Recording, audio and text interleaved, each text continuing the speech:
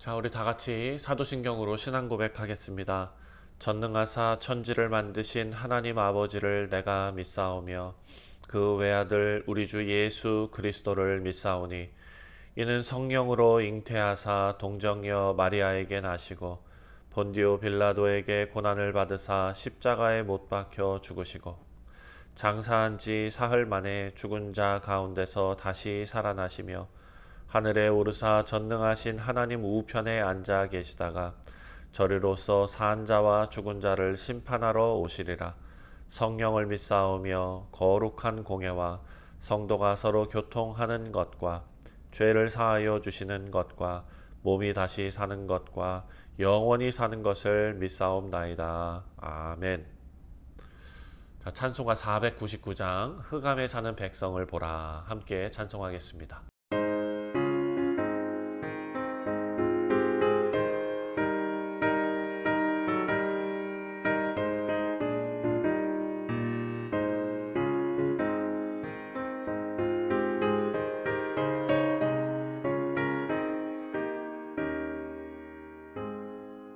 흑암에 사는 백성들을 보라. 수많은 심령 멸망하겠네.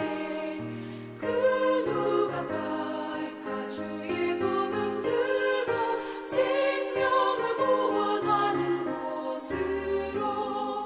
큰 권세 주께 있으니 큰 권세 주께 있으니 너는 가서 주의 복음 전하라. 주가 너 항상 지키리라. 구원의 문은 넓게 열렸으니 십자가 운명 일어나거라. 너희의 힘을 하나로 뭉쳐서 죄악의 쇠사슬을 끊어라. 큰 권세 주께 있으니 큰 권세 주께 있으니 너는 가서 주의 복음 전하라. 주가 너 항상 지키리라.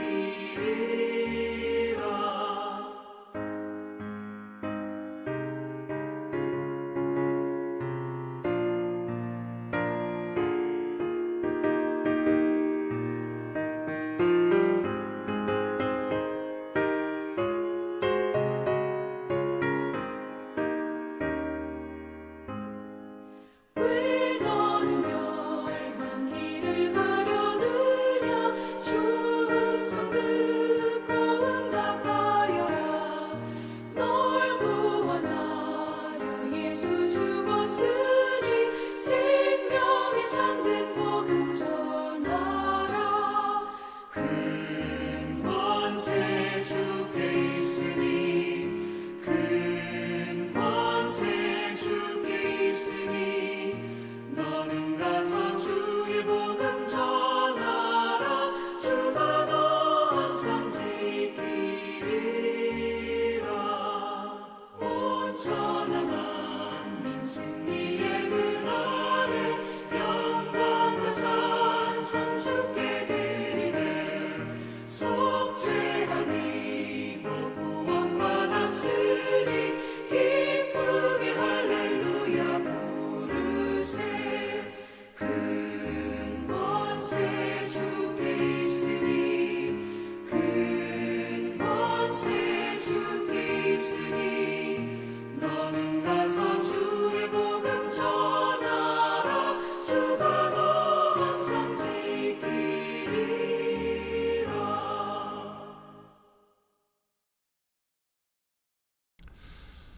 네, 오늘 우리에게 주시는 하나님의 말씀은 요한계시록 11장입니다. 1절부터 13절까지의 말씀입니다. 제11장.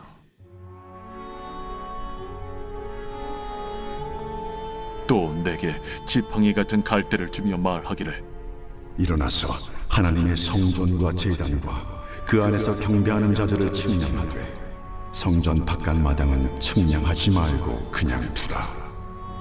이것은 이방인에게 주었은즉 그들이 거룩한 성을 42달 동안 짓밟으리라.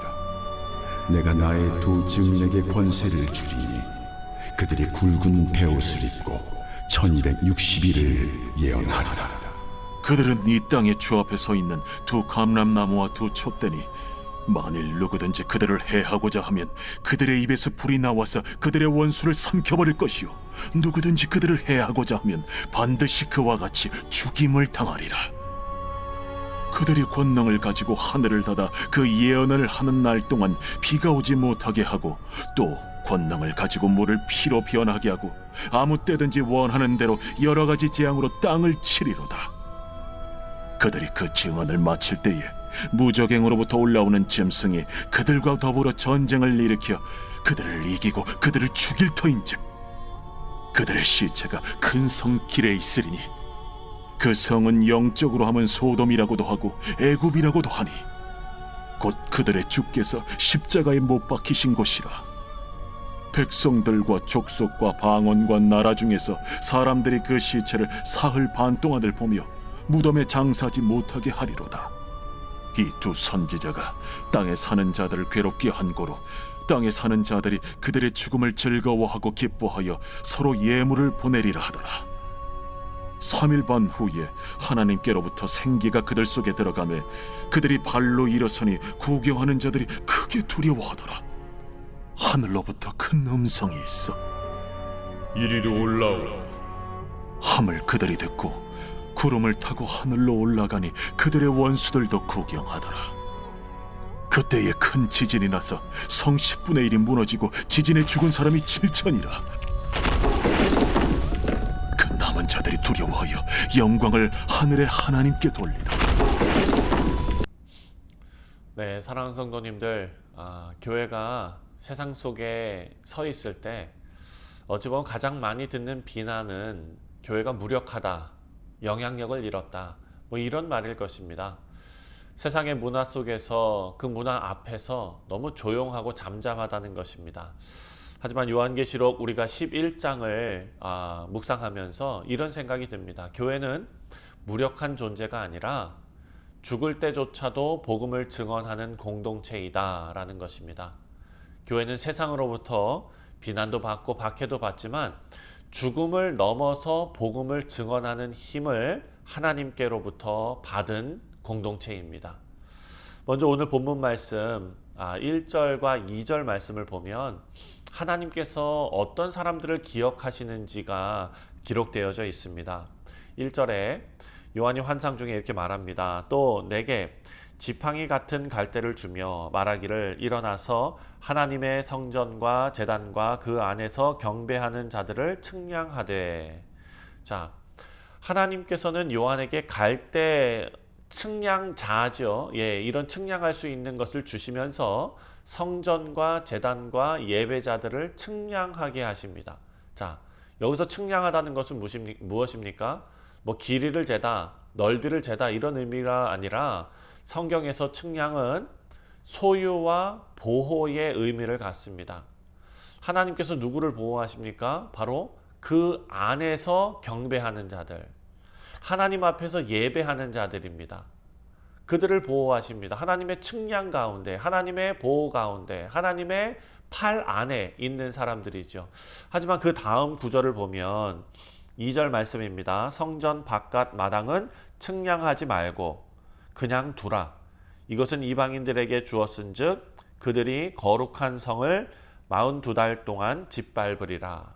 자, 바깥 마당이 있습니다. 눈에 보이는 외형적인 교회는 세상의 압력에 그냥 노출됩니다. 바깥 마당처럼. 하지만 하나님께서는 그 중심을 보고 계십니다.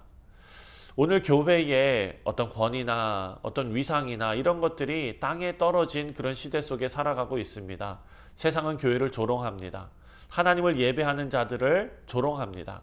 하지만 하나님께서는 예배하는 자, 하나님 앞에 무릎 꿇는 자, 측량되어 하나님 팔 안에 있는 자들을 기억하십니다.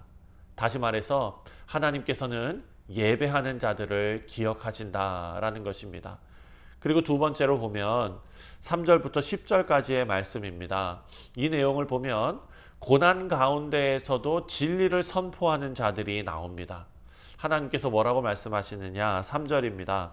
내가 나의 두 증인에게 권세를 주리니 그들이 굵은 베옷을 입고 1260일을 예언하리라. 아멘. 자, 여기 보니까 1260일, 3년 반이지요. 3년 반은 우리가 또 어디를 상상할 수 있게 하느냐? 바로 다니엘서하고 연결이 됩니다. 다니엘서에서 한 때와 두 때와 반 때라는 표현이 나오죠. 하나 플러스 둘 플러스 0.5. 그러니까 3년 반 이렇게 연결이 됩니다. 교회가 완전하지 않은 시간 속에서 고난을 받고 복음을 전하는 기간을 상징하는 것입니다. 이것을 단순히 우리가 날수를 따지는 3년 6개월을 의미하는 것이 아니라 어떤 정해진 시간입니다. 영원한 시간이 아니라 완전하지 않은 시간 속에서 고난을 받기도 하며 복음을 전하는 기간을 상징하는 것입니다. 그리고 여기 보니까 두 증인이 나옵니다. 두 증인은 바로 교회입니다. 왜 두 증인입니까? 신명기 19장에 보면은 어떤 일에 있어서 증언을 할 때에 두 사람 이상의 증인이 있어야 사실이 성립이 됩니다. 그런 의미에서 두 증인은 교회를 의미합니다. 교회는 세상을 향해서 진리를 법적이고 또 영적으로 증명하는 공동체이기 때문입니다. 이 두 증인은 불의한 세상을 향해서 예언하고 있습니다.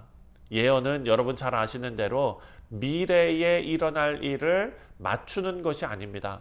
이것은 현재를 하나님의 시각으로 해석하고 선포하는 일입니다. 그래서 이 증인들은 모세와 엘리야처럼 그들을 떠오르게 하면서 6절 말씀을 보니까 그들이 권능을 가지고 하늘을 닫아 그 예언하는 날 동안 비가 오지 못하게 하고 또 권능을 가지고 물을 피로 변하게 하고 아무 때든지 원하는 대로 여러 가지 재앙으로 땅을 치리로다. 자, 재앙을 내리는 권세를 갖습니다. 하지만 이 능력을 보유한 것은 그냥 능력은 보복을 위한 것이 아니라 하나님의 진리를 밝히기 위한 능력이었다라는 것입니다. 하지만 그들은 결국 어떻게 됩니까? 짐승에게 죽임을 당합니다. 7절입니다. 그들의 증언을 마칠 때에 무저갱으로부터 올라오는 짐승이 그들과 더불어 전쟁을 일으켜 그들을 이기고 그들을 죽일 터인즉. 자, 죽음조차 이들을 침묵시키지는 못합니다. 왜냐하면 그들의 증언은 이미 완성되었기 때문입니다. 그 증언을 마칠 때에 라는 말이 있지 않습니까? 그것은 그들의 사명이 하나님의 계획대로 완수되었다라는 것을 보여주는 장면입니다. 그리고 8절 말씀을 보니까 그들의 시체가 큰 성 길에 있으리니 그 성은 영적으로 하면 소돔이라고도 하고 애굽이라고도 하니 곧 그들의 주께서 십자가에 못 박히신 곳이라. 자, 그들의 시체가 큰 성 길에 있을 것이다 라고 말합니다. 그리고 9절 말씀을 보니까 백성과 족속과 방언과 나라 중에서 사람들이 그 시체를 사흘 반 동안을 보며 무덤에 장사하지 못하게 하리로다. 자, 교회가 세상 속에서 조롱과 수치를 당하는 장면입니다.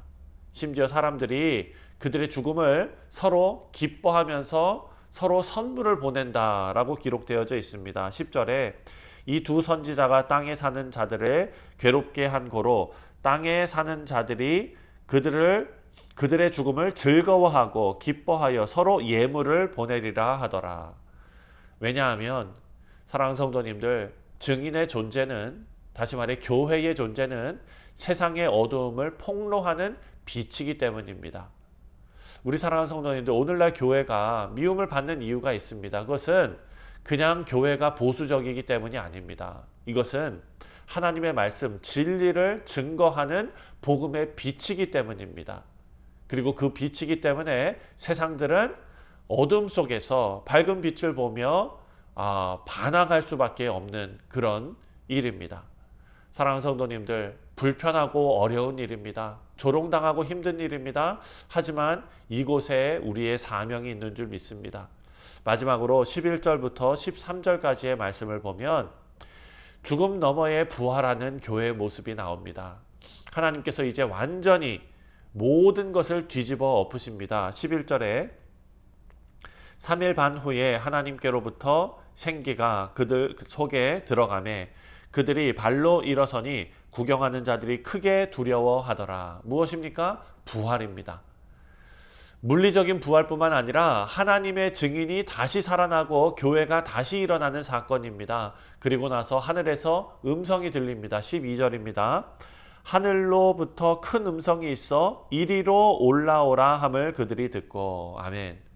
세상의 조롱과 그리고 세상의 거절, 그것에도 불구하고 하나님께서는 증인으로 헌신한 교회를 하늘로 높이십니다. 그리고 지진이 일어나는데요. 이것은 세상의 가치관을 흔들고 7,000명이 죽는, 그리고 다 두려워하며 하나님 앞에 영광을 돌리는 장면입니다. 13절에 그때에 큰 지진이 나서 성 10분의 7이 무너지고 지진에 죽은 사람이 7,000이라. 그 남은 자들이 두려워하여 영광을 하늘의 하나님께 돌리더라. 자, 하나님 앞에 무릎 꿇는 자들이 생겨나는 회개의 장면입니다. 사랑하는 성도님들, 죽음은 끝이 아닙니다. 오히려 진정한 승리의 시작인 줄 믿습니다. 우리 성도님들, 오늘 본문 말씀 11장 13절까지의 메시지는 명확합니다. 하나님께서는 교회를 측량하시고 기억하십니다. 예배하는 자들을 기억하시고 보호하신다는 의미입니다. 또한 세상의 한복판에서 복음을 들고 진리를 선포하는 우리 모두, 하나님의 백성, 교회를 하나님께서는 세우십니다. 그리고 그 교회가 세상 속에서 조롱을 받고 핍박을 당하고 심지어 죽임을 당해도 결국 부활 소망을 가진 공동체라는 것을 알려주십니다. 하나님의 생기로 다시 일으키십니다. 이것이 교회의 정체성입니다. 우리의 정체성입니다. 우리는 부활을 향해 증언하는 사람들이고, 또 오늘 우리도 세상 한복판에서 어찌 보면 말씀이 희미해진 시기에 아닙니까? 예배가 무시되는 문화 아닙니까? 진리를 말하는 증인으로서 이런 시대에, 이런 사회에 복음의 빛으로 세워지는 우리 모두가 되시기를 주님의 이름으로 축원드립니다. 기도하겠습니다. 하나님 아버지, 핍박의 시대에 우리 교회에 주시는 하나님의 사명의 말씀으로 우리가 받습니다.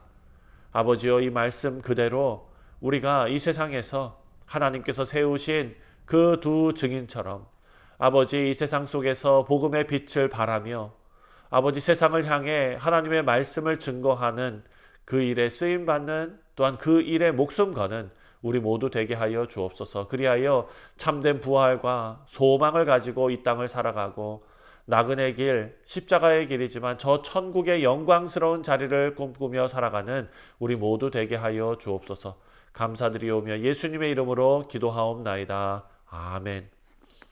하늘에 계신 우리 아버지여, 이름이 거룩히 여김을 받으시오며 나라가 임하시오며 뜻이 하늘에서 이루어진 것 같이 땅에서도 이루어지이다.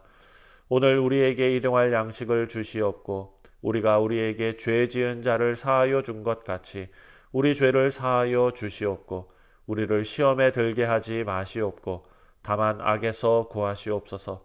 나라와 권세와 영광이 아버지께 영원히 있사옵나이다. 아멘. 네, 사랑하는 성도님들, 오늘 수요일은 우리가 예배를 위해서 기도하는 날입니다. 오늘 우리가 묵상한 말씀처럼 하나님께서는 예배자들을 측량하사 기억하시는 줄 믿습니다. 우리 오늘 하루가 하나님 앞에 드려지는 아름다운 예배가 될 수 있도록 기도하시고, 오늘 오전에 있을 수요 성경 공부, 그리고 우리 원로 목사님 가정과 그 사역을 위해서 함께 기도하겠습니다. 다 같이 기도합니다.